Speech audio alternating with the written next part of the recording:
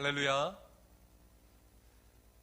오늘 오후 찬양 예배를 맞이해서 우리 함께 찬송하면서 하나님 앞에 나아가도록 하겠습니다. 나의 반석이신 하나님, 우리의 믿음으로 고백하며 나가겠습니다.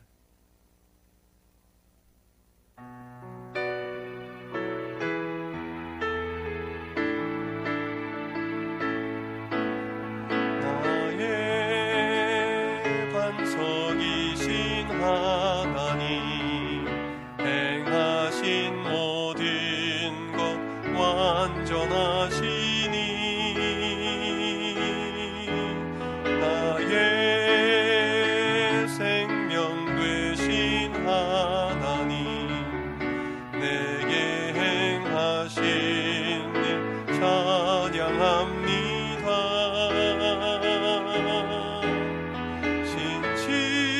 신실하신 하나님 실수가 없으신 좋으신 나의 주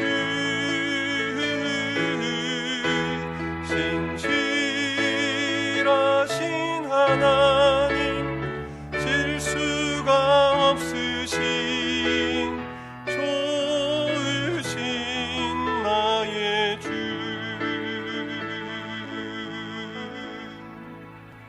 이 시간 함께 하나님께서 부어주실 은혜를 사모하며 기도하겠습니다. 우리의 간절한 기도의 제목을 가지고 하나님께 간구합시다. 또한 코로나19 사태를 위해 기도합시다. 대구 경북 지역과 전국의 확진자들을 위해서, 의료진들을 위해서 기도합시다. 한국교회 위해 기도해 주시고 여수 지역을 위해서 기도해 주셔서 속히 함께 모여 예배할 수 있기를 기도합시다. 한 목소리로 기도하겠습니다.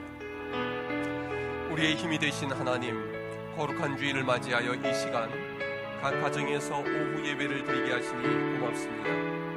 사슴이 시냇물을 찾기에 갈급함 같이 우리들이 하나님의 은혜를 사모하고 하나님의 말씀에 목마릅니다. 예배하는 우리 가운데에 이 시간 임재하여 주셔서 말씀으로 채우시고 성령으로 우리를 새롭게 빚어주시옵소서. 교인들과 함께 지난 목요일부터 90일 성경 통독을 진행하게 해주셔서 감사합니다. 통독을 통해 창세기부터 요한계시록까지 흐르는 하나님의 사랑을 우리에게 가득 부어 주옵소서. 하나님의 말씀이 우리의 능력이 되고 우리에게 복이 되게 하옵소서. 전능하신 치유의 하나님, 능력의 손을 펼쳐주셔서 이 땅에서 코로나 바이러스가 속히 치유되게 하옵소서. 불안한 가운데 있는 확진자들의 마음에 평안을 주시고 주님이 고쳐주옵소서. 특히 대구 경북 지역을 치유하여 주시고 전국으로 확진자들이 늘어가고 있는데 더 이상 퍼지지 않도록 지켜주옵소서. 이 일을 통해 한국교회가 하나님 앞에 깊이 회개하게 하시고 우리 교회가 아니 내 자신이 먼저 회개하고 하나님 앞에서 겸손히 행하게 하여 주옵소서. 우리 교회에서 90일 성경 통독을 시작하게 하시니 감사합니다. 진행되는 90일 동안 충만한 은혜를 내려주시고 무사히 잘 마칠 수 있도록 인도하여 주옵소서. 오늘 성경 통독 4일째 강의를 진행하고자 하오니 우리에게 진리를 깨달을 수 있도록 지혜를 주옵소서.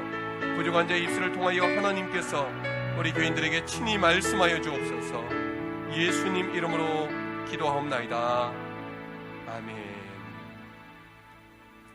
오늘 우리에게 주시는 하나님의 말씀은 창세기 50장 15절부터 21절까지의 말씀입니다. 구약 성경 80쪽입니다.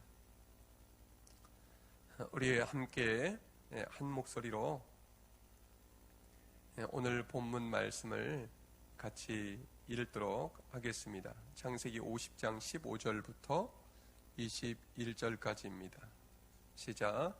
요셉의 형제들이 그들의 아버지가 죽었음을 보고 말하되 요셉이 혹시 우리를 미워하여 우리가 그에게 행한 모든 악을 다 갚지나 아니할까 하고 요셉에게 말을 전하여 이르되 당신의 아버지가 돌아가시기 전에 명령하여 이르시기를 너희는 이같이 요셉에게 이르라.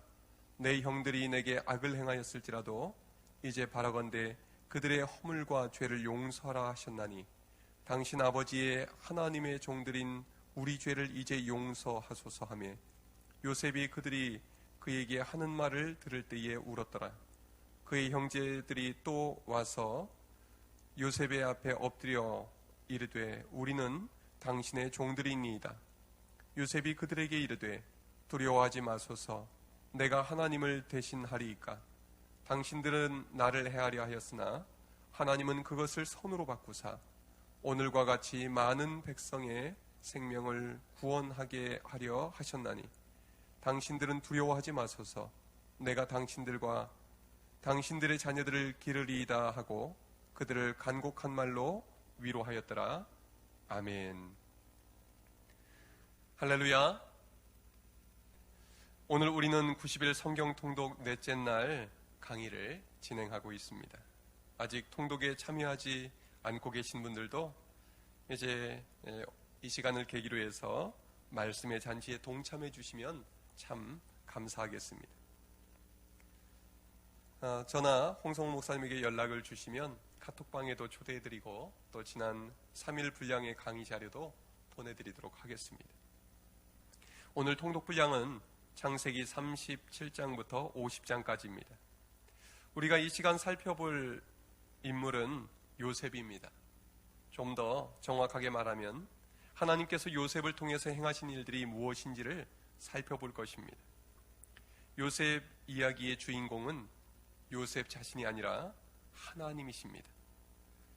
앞서 우리는 아담과 하와, 가인과 아벨, 노아와 그 자손들, 그리고 아브라함과 이삭, 야곱의 이야기를 통해서 창조주 하나님이 어떤 일들을 행하셨는지 살펴보았습니다. 성경에는 수많은 인물들이 등장하지만 다 조연에 불과합니다.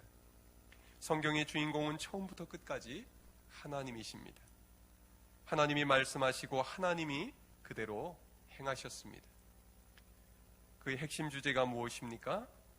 하나님이 창조하신 세상, 즉 하나님 나라의 회복입니다. 이 주제가 오늘 요셉의 이야기와는 어떻게 관련이 될까요? 함께 살펴보겠습니다. 요셉은 야곱의 12아들 중에 11번째 아들입니다. 하나님은 아브라함에게 약속하신 대로 큰 민족을 이루게 해주시기 위해 야곱에게 12지파를 이룰 12아들을 주셨습니다. 그런데 12아들들 중에서 창세기에서 가장 자세하게 그리고 가장 많은 분량을 할애해서 설명하고 있는 인물은 첫째 아들 루벤도 아니고 다윗의 계보를 이어갈 유다도 아니고 11번째 아들인 요셉입니다. 이 요셉을 통해 아브라함에게 창세기 12장 1절에서 3절에 주신 약속이 야곱 집안과 애굽 온 땅에 그리고 이스라엘 역사 속에 펼쳐지게 됩니다. 이것이 하나님의 계획이요 섭리였습니다. 그런데 요셉은 가만히 살펴보면 하나님의 약속을 이루시기에 적합하지 않은 인물임을 우리는 금방 알 수가 있습니다. 요셉은 야곱의 아내들 중에 야곱이 가장 사랑했던 라헬이 낳은 아들입니다. 게다가 요셉은 야곱이 노년에 얻은 아들이었기 때문에 다른 모든 아들들보다도 더 사랑했습니다. 그래서 요셉에게만 특별히 고급옷인 채색 옷을 지어 입혔습니다. 이런 아버지의 편애 때문에 야곱의 다른 아들들은 요셉을 미워했습니다. 그런 상황이면 요셉이 지혜롭게 처신하는 것이 좋습니다. 그런데 요셉은 눈치도 없었습니다.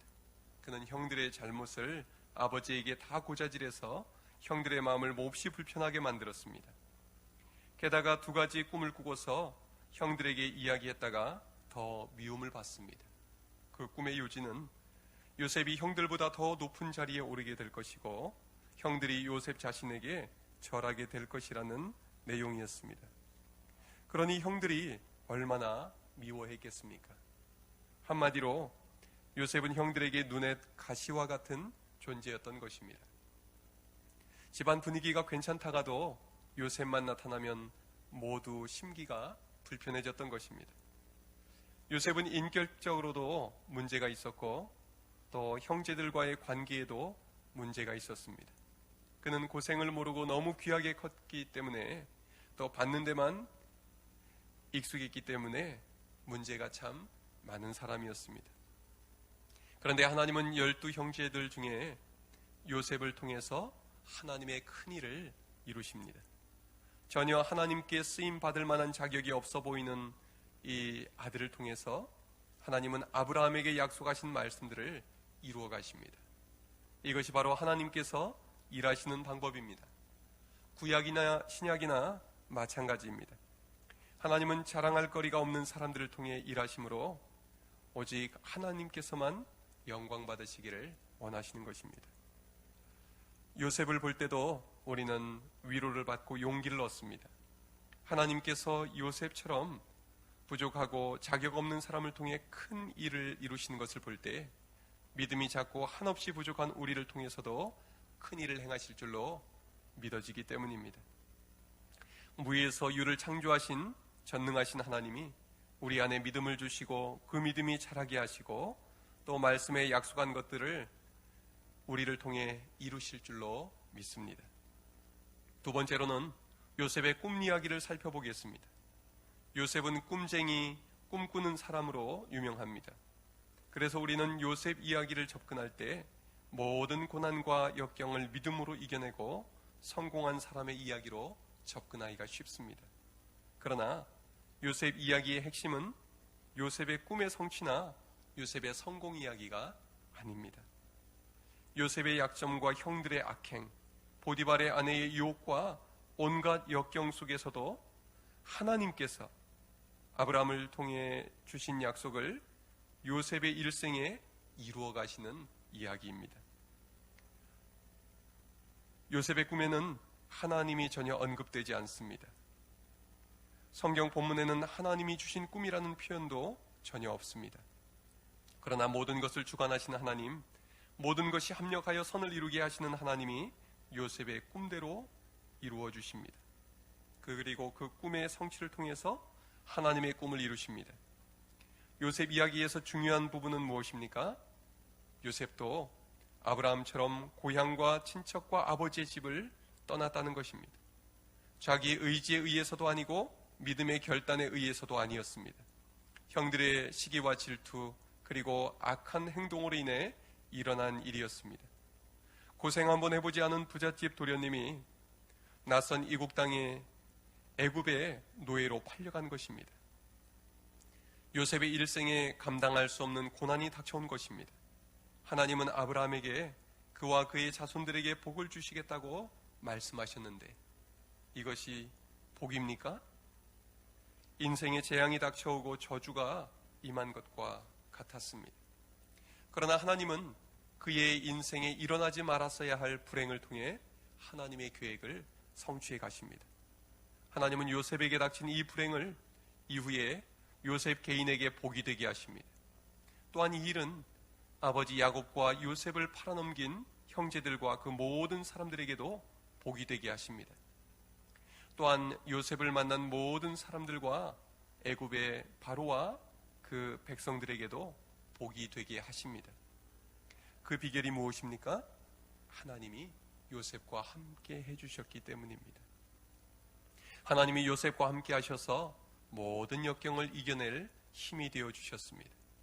하나님이 요셉과 함께 하시니 요셉이 머무는 곳은 어디든지 하나님이 복을 내려주셨습니다. 하나님이 요셉과 함께 하시니 바로의 신하들의 꿈도 풀이해주고 나중에는 바로의 꿈도 해몽해 주었습니다. 하나님은 요셉에게 애굽의 가장 뛰어난 자들에게 주신 것보다 더 뛰어난 지혜를 주셨습니다. 하나님이 함께 하실 때 사람의 힘으로는 절대로 할 수 없는 일들을 가능하게 하신 것입니다. 천지를 창조하신 지혜의 하나님, 능력의 하나님이 함께 하시니 불가능한 일이 무엇이었겠습니까? 하나님이 언제 어디서나 요셉의 복이 되어 주신 것입니다. 요셉은 아버지의 사랑과 보호 아래에서 모든 것을 보장받고 살고 있었습니다. 부족함이 없었습니다. 하지만 하나님은 그의 모든 것으로부터 요셉을 떼어놓으셨습니다. 그리고 오직 하나님만 의지하고 살아가야 하는 환경으로 몰아가셨습니다. 그때부터 요셉은 하나님을 향한 믿음만 가지고 살았습니다. 항상 하나님 앞에서 살았습니다. 애국 군대 장관 보디발의 아내가 유혹할 때도 자기 생각에 좋은 대로 판단하지 않았습니다. 하나님이 보시기에 좋은 길을 택했습니다. 그 결과 그는 감옥에 들어가야 했습니다. 그것은 요셉의 꿈과는 더 멀어지는 것처럼 보였습니다. 그러나 하나님이 기뻐하시는 선택을 했을 때 하나님은 그로 인한 고난을 꿈을 이루는 사다리로 바꿔주셨습니다. 우리도 우리의 인생길에서 도저히 받아들이기 힘든 일들을 만나곤 합니다. 절대로 일어나지 않았으면 좋았을 비극이나 재앙을 맞닥뜨리기도 합니다. 하나님을 위한 선택을 했다가 고난을 겪기도 합니다. 하지만 실수가 없으신 하나님은 그 모든 고난과 우리의 실수마저도 하나님의 뜻을 이루는 사다리로 바꿔주십니다. 요셉의 하나님이 바로 우리의 하나님이시기 때문입니다. 마지막으로 요셉을 통해 하나님의 말씀이 어떻게 성취되었는지 살펴보겠습니다. 하나님은 하나님께 쓰임받을 자격이 없는 요셉을 통해서 하나님 나라를 이 땅에 회복시켜 가십니다. 하나님 나라의 회복은 아담과 하와의 범죄로 인해 멀어진 하나님의 통치가 이 땅에 다시 임하는 것입니다. 이 일은 먼저 하나님의 다스림을 받는 사람을 통해 이루어집니다. 애굽으로 팔려간 이후 요셉은 하나님과 동행하며 하나님의 다스림을 받습니다. 하나님의 다스림을 받는 요셉을 통해 보디발의 집안이 하나님의 다스림을 받게 되고 하나님이 주시는 복을 받게 됩니다. 보디발의 아내가 죄를 짓도록 유혹했지만 요셉이 하나님의 다스림을 받을 때 죄악의 본성마저도 하나님이 다스려 주셔서 범죄하지 않을 수 있게 되었던 것입니다. 요셉이 감옥에 들어가게 되었을 때 그 감옥마저 하나님의 다스림을 받게 되고 형통함의 복을 누리게 됩니다. 요셉이 바로의 꿈을 풀어주고 바로의 궁전에 들어가게 되자 바로와 온 애굽이 요셉을 통해 하나님의 다스림을 받게 됩니다. 결국 하나님의 다스림을 받게 되므로 온 땅이 기근 가운데에서도 하나님이 주시는 복을 누리게 됩니다. 여러분, 하나님은 하나님의 말씀에 순종하는 자에게 복을 주실 뿐만 아니라 하나님의 말씀에 순종하는 자를 통해서 주위에 있는 사람들이 그리고 온 세상에 복을 받게 하십니다. 그 한 사람을 통해 그가 머무는 자리에 하나님의 통치가 임하는 것입니다. 그 한 사람을 통해 온 세상이 하나님의 다스림을 받는 것입니다.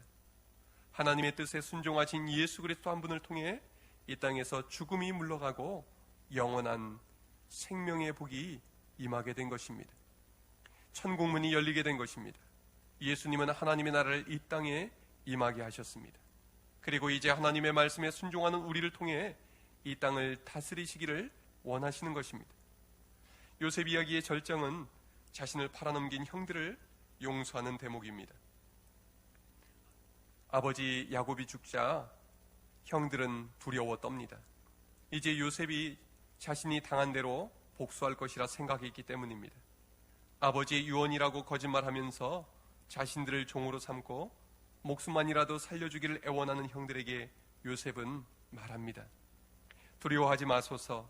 내가 하나님을 대신하리이까 당신들은 나를 해하려 하였으나 하나님은 그것을 선으로 바꾸사 오늘과 같이 많은 백성의 생명을 구원하게 하시려 하셨나니 당신들은 두려워하지 마소서. 내가 당신들과 당신들의 자녀를 기르리이다. 이것이 은혜 받은 자의 모습입니다. 하나님의 다스림을 받는 사람은 하나님의 성품을 받게 됩니다. 이것이 하나님의 나라가 회복된 사람들의 모습인 것입니다.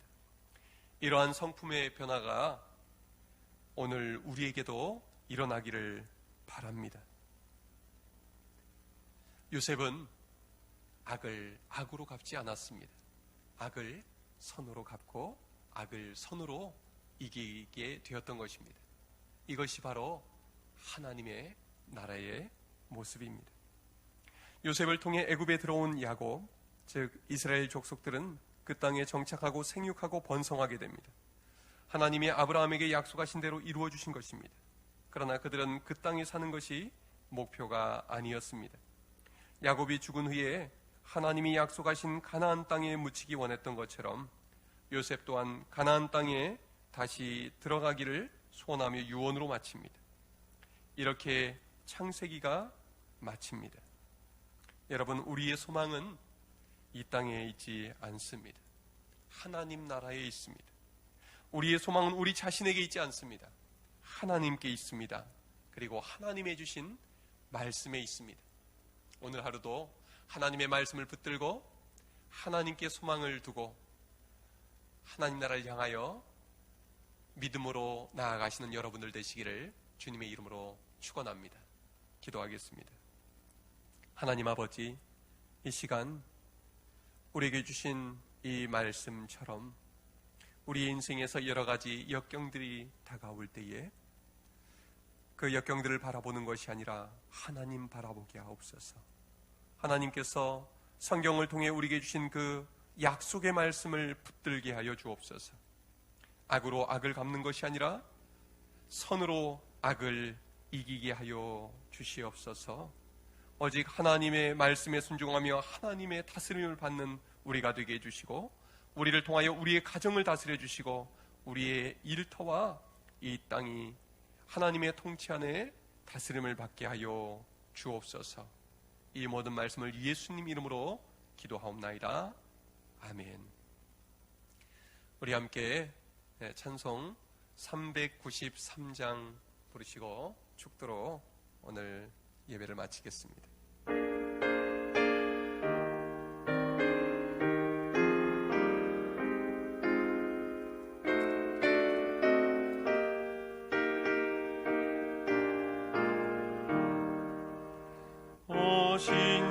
신실하신 주 내 아버지여, 늘 함께 계시니 두려움 없네. 그 사랑 변찮고 날 지키시며 어제나 오늘이 한결같네. 신실하신 주, 오 신실하신 주, 날마다 자비를 베푸시며 일용할 모든 것 내려주시니, 오 신실하신 주, 나의 구주. 3절입니다.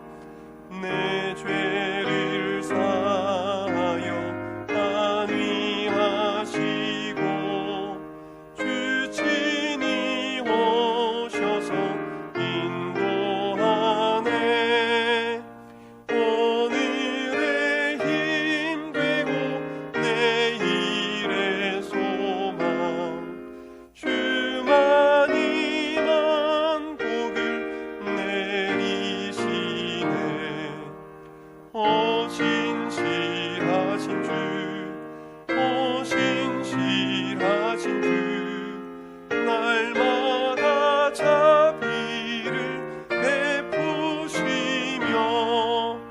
일용할 모든 것 내려주시니,